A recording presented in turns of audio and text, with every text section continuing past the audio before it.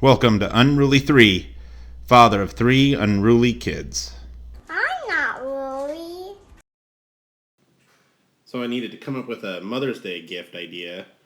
I looked through all the normal flyers, Home Depot, Lowe's, True Value Hardware, Harbor Freight. I didn't see anything that really stood out, so I thought I would try to make something.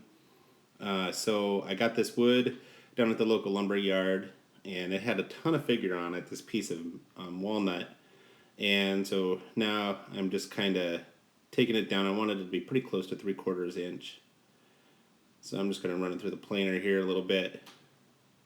Kind of started cutting it to size a little bit, but the more that I ran it through this planer, the more that this color started to really pop on it.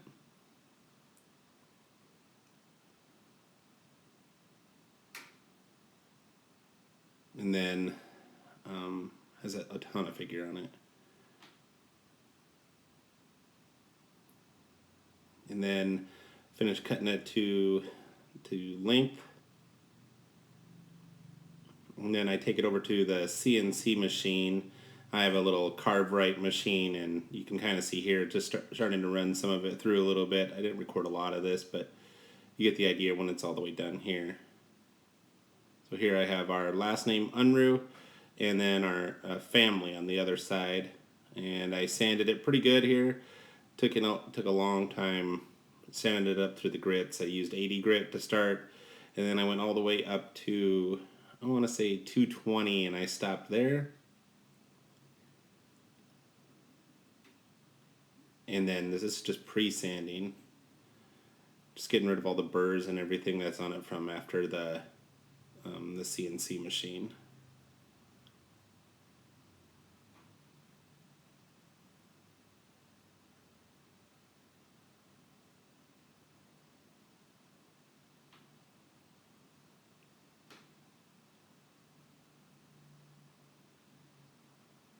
And then I'm going to go ahead and fill those letters in with epoxy. I just used black epoxy.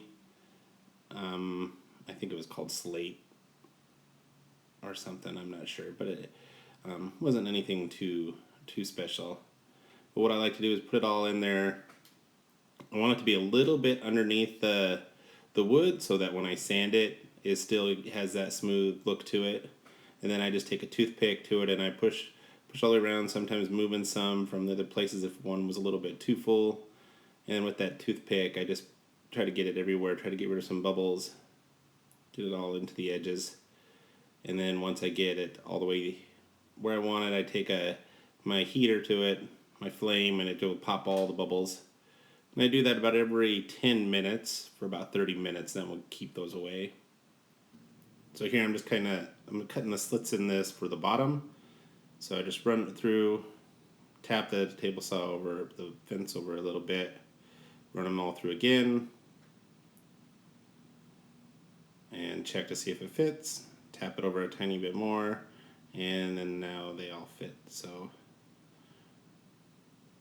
yep. Good. Go ahead and put this up to 45 so I can cut the corners for this.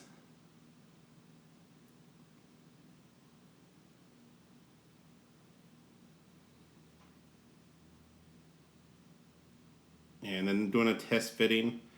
Everything just seemed to fit pretty good, but I just wanted to tape it all up just to double check that everything fit in here good. You can see on the edges I actually had to sand those out a little bit because the jars, when I put them in there, didn't actually quite fit. So I had to take those over to the sander and just run them along the edge of the belt sander.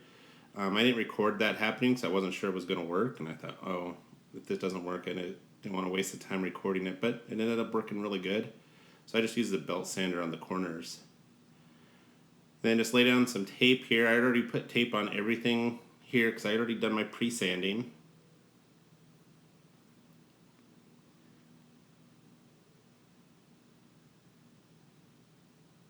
And then I'm just going to tape this all up.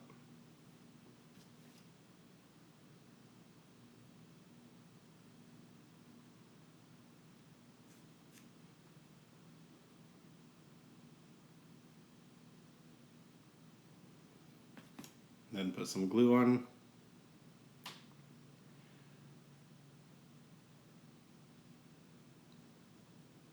blue glue tape is supposed to keep the glue out from the inside. It's always a pain to sand on the inside of these boxes or these shapes once it's all done, so hopefully this blue tape will keep it out of there and I won't have to do a lot of cleanup.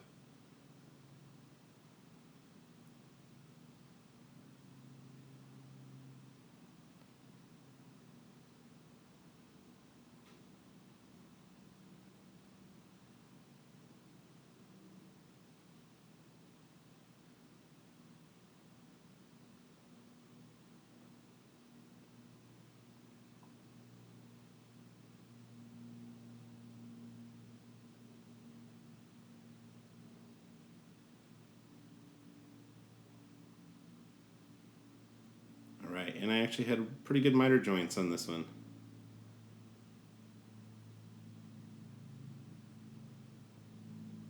And then I just put a couple of extra pieces of tape on here to make sure it's glued up. Now I did actually put some splines on here, and I used my new spline jig. The problem was I had the video recorder on the table saw, on the end of the table saw as I did it, and it was shaking and everything so bad that I didn't want to use it. So you can see here I ran the table saw through, and I just kind of put these on the edges here, and then just going to glue little squares in on all of it, and then go ahead and take it to the bandsaw and trim them all off. I wanted the splines to be a little bit bigger than what I had normally ever done. I really like the way a Padauk looks with walnut, so I wanted quite a bit of it. I'm kind of glad I did. At the end it turns out really good. But then just take it back and I'm going to sand the outside. Trying not to stay too long at one spot. Keep the sander moving. Try not to make anything too small or any dips or anything. And then I'm going to use my favorite finish here, this Deft clear wood finish.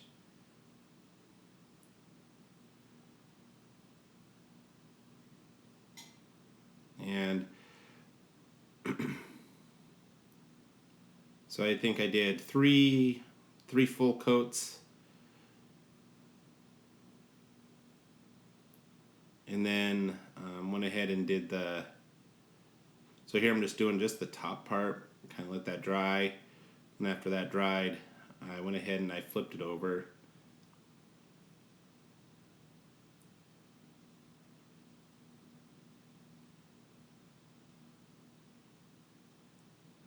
and I'm going to do the other side. This stuff dries pretty quick, but so that's what kind of makes it nice to work with. I can do this, come back in 15 minutes, and it's already ready for another coat. And then after I got it all the coats on it that I wanted, I could just use a brown paper bag and go ahead and, so then just use this paper bag and rub away any of the bits that stand out, make it really nice and a smooth finish. And here it is after the jars and everything. This is a centerpiece that my wife can put on the table or whatever. On one side it just says family, and on the other side we have our name. Alright, thank you so much for watching.